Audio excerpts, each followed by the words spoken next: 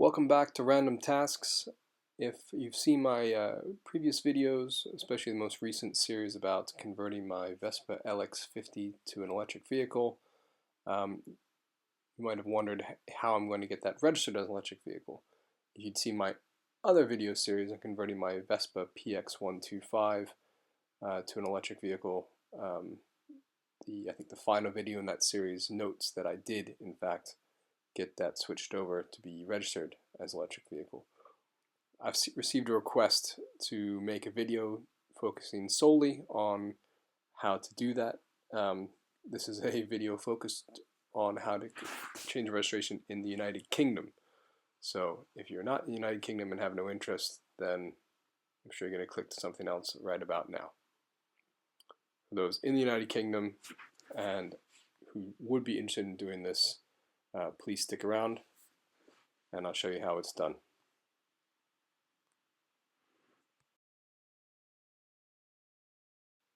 So you need two things really to start the whole process. First of all, you need your V5C,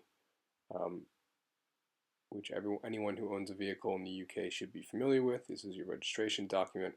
I've obviously redacted any important information.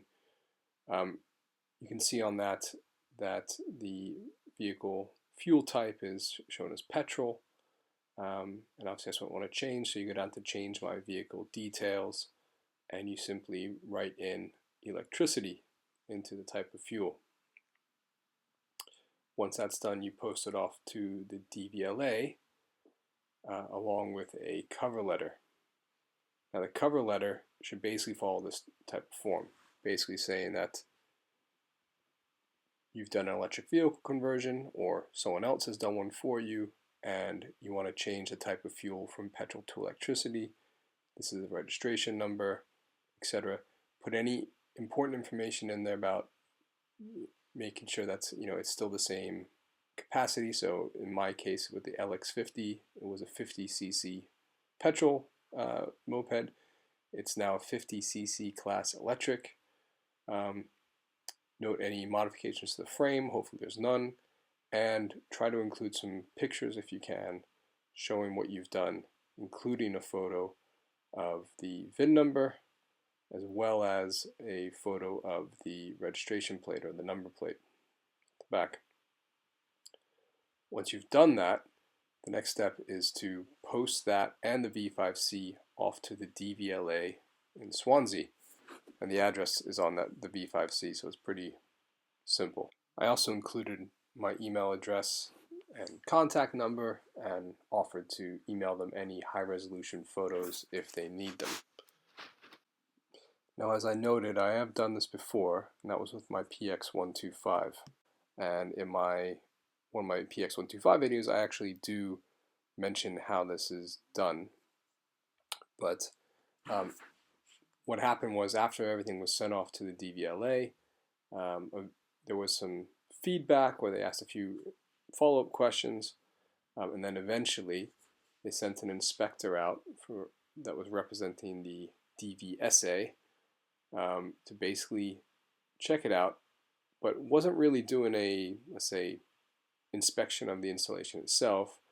It was more to see that yes, in fact, I had converted this vehicle into an electric vehicle. So I'd show the fact, the electric motor, the battery. He was actually interested in making sure that the battery was somewhat secure. But mainly he wanted to see the VIN number to verify that the VIN number associated with my registration plate and everything like that matched. And yes, I was not lying. I have converted this from a petrol to electric vehicle. Once he was satisfied with that, he left, did some paperwork on his end, and then a week or two later, I received my updated V5C showing that the fuel type was now electricity and my tax class had changed to electric motorcycle, which means that I don't pay any road tax. So with my LX50, I've just posted off the paperwork and I expect the process to be very similar to the PX125. I have spoken to people who have done this a lot, such as Niall from Retrospective Scooters, and he's basically confirmed that my experience with my PX125 was very typical. So I don't expect any complications with my LX.